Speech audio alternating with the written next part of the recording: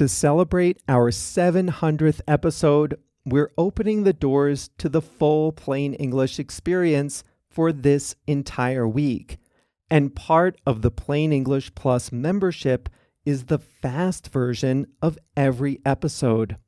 So to celebrate, this episode is the fast version of lesson number 700. Enjoy.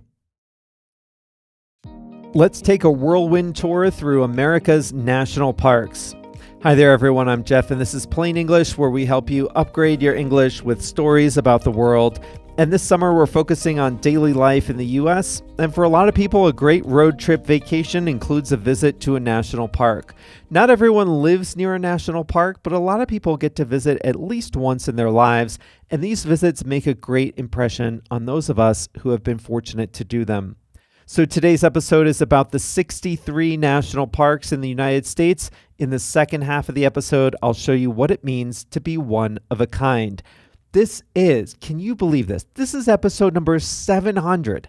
700. We have done 700 of these. Well, you know what that means. JR, the producer, has uploaded our full lesson to plainenglish.com/700. Hey, I hope you're enjoying the fast version of this episode. If you like this, then you'll love all the great premium English learning tools at plainenglish.com. And we've made everything free for this week only. Make sure to log in and explore everything we have to offer, because the free week ends this coming Sunday, August 18th. Now, back to the episode.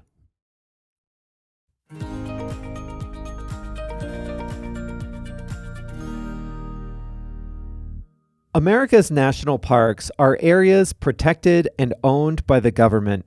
The idea of a national park formed slowly. In 1864, a senator from California proposed an act to preserve and protect the Yosemite Valley in California. A few years later, an army post was created at Yellowstone to protect that area from development. An island in the Great Lakes, Mackinac Island, was similarly preserved and administered by the army. And so it continued, with individual sites being protected one by one without a national program. But in 1916, the U.S. government officially established the National Park Service and designated 20 parks for protection. What is a national park?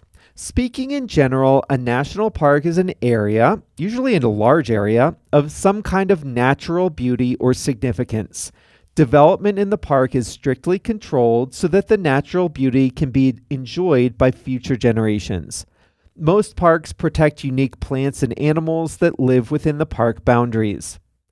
Many parks have some roads. Some parks have limited places to stay overnight, including campsites.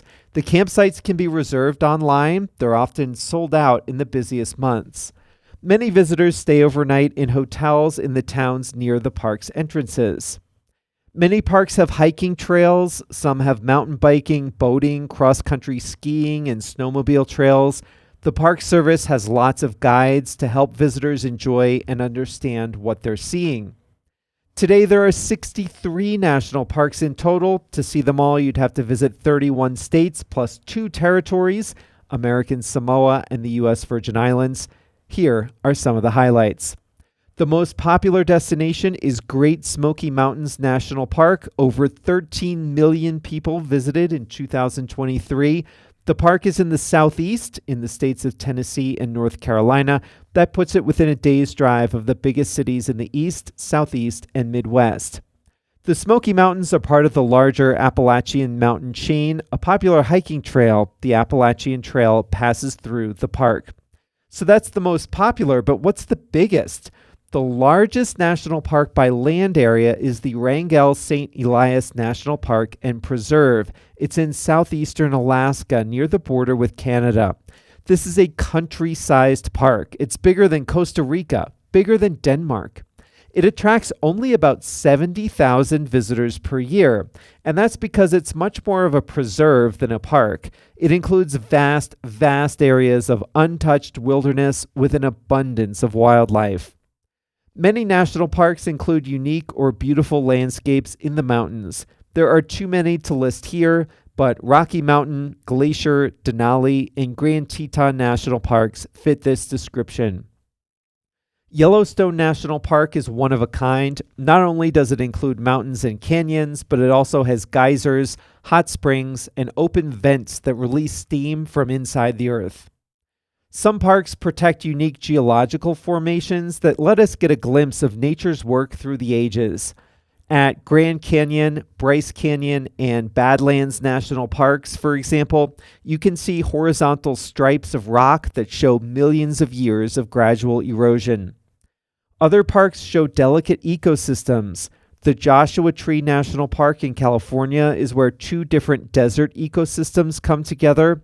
The redwood forests and Sequoia National Parks in California protect some of the largest trees on Earth.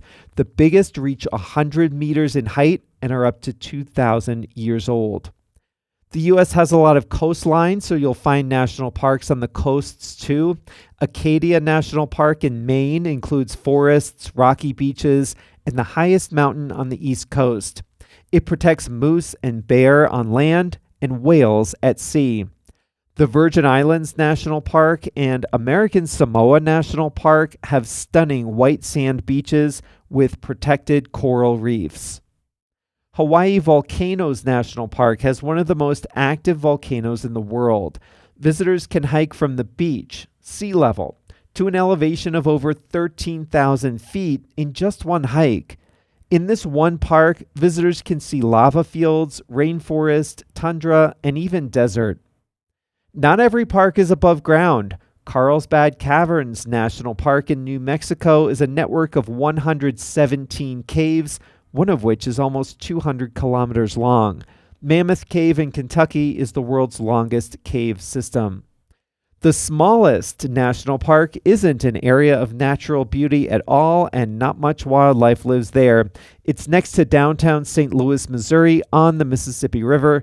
The Gateway Arch National Park features a large metal arch constructed in the 1960s to commemorate westward expansion.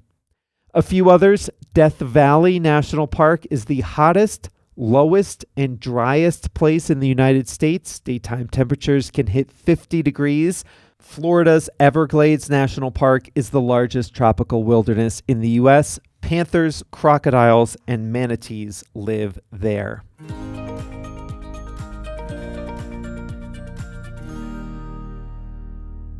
I have had the tremendous good fortune to have visited 10 of these parks, and I am embarrassed to say that for many years, actually for most of my life, I lived within a day's drive of about 5 more and have never visited. They really are a treasure. Each park is different. Some are free, but others charge a fee, maybe $15 to $30 per person or per car. And once you're inside, some parks have built up attractions, others are just complete wilderness.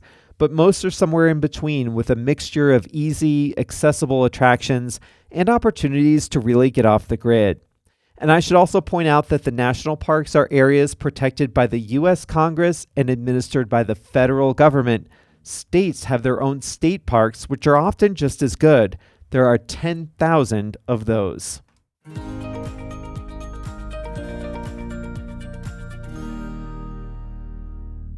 One of a kind. One of a kind is a very popular expression that you can use to describe something or someone that is unique. This expression means exactly what it says. One of a kind. There's nobody and nothing else like it. Now, this is often an opinion. If you describe something as one of a kind, you're saying what you think. You're saying something is unique and special in your opinion. The U.S. has a lot of national parks. They're all great and beautiful and unique in their own way. But many of the national parks include mountains, trees, lakes, rivers, the classic things you think about when you think about nature. Other parks include canyons and rock formations. Several are deserts. They're all amazing, but you can put many of them into some broad categories. Mountain, forest, desert, cave, rock formation, seashore. Those categories cover most of the national parks. But I think, and this is my opinion, but I think Yellowstone National Park is one of a kind. No other park is like it. It doesn't fit into one of the big categories. Why do I think it's one of a kind? Why do I say it's unique, so much different from other parks? There's a geyser called Old Faithful.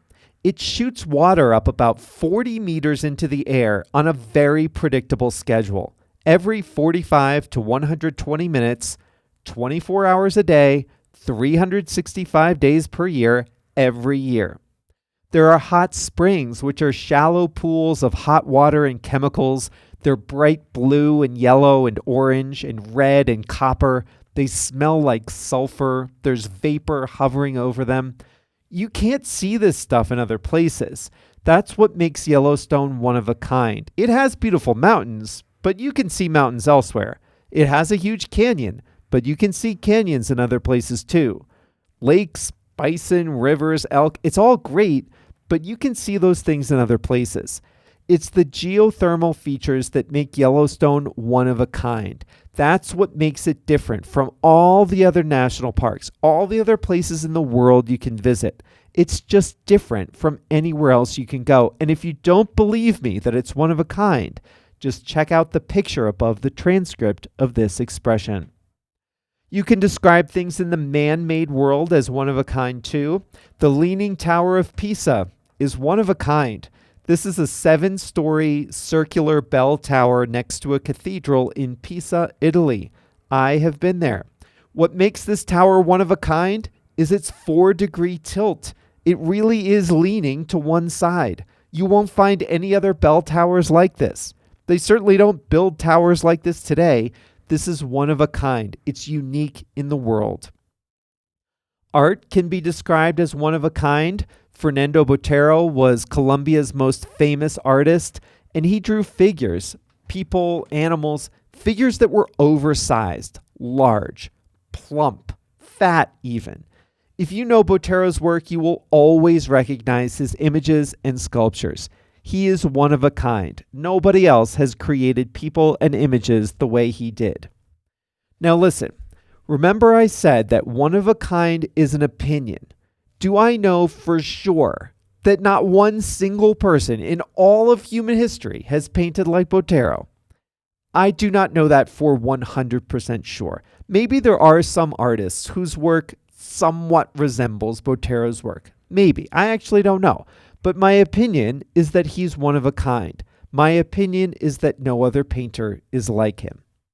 You don't always use one of a kind for something that you like. You don't have to like Elon Musk to admit that he's one of a kind. You might be the biggest Musk fan, you might be a Musk hater, but you have to admit he's one of a kind. There is nobody else like him. He's one of the richest people in the world. He's the CEO of an electric car company and a social media network. And those are only 2 of his many businesses. One of his children's names includes a letter that's not in the English alphabet. He's on all kinds of drugs. He wants to colonize Mars. You don't have to like him. You don't have to like what he says or does. But you have to admit he is one of a kind. JR is one of a kind. He has been our producer for every single episode of Plain English, starting with episode 1 back in 2017 and continuing through episode number 700 today. Every time we hit these round number episodes, I think how lucky I am to have JR on the team. How lucky we all are. There wouldn't be a Plain English without JR. So JR, thank you for being our loyal producer for 700 episodes and counting. And I always think of you all too and all the hard work you do. Some of you, and this boggles the mind, but some of you have listened to all 700 episodes. Others of you, this might be your first day listening. However long you've been with us, thank you for making Plain English part of your life, and congratulations on all the great work you've been doing. We'll be back with number 701 on Thursday.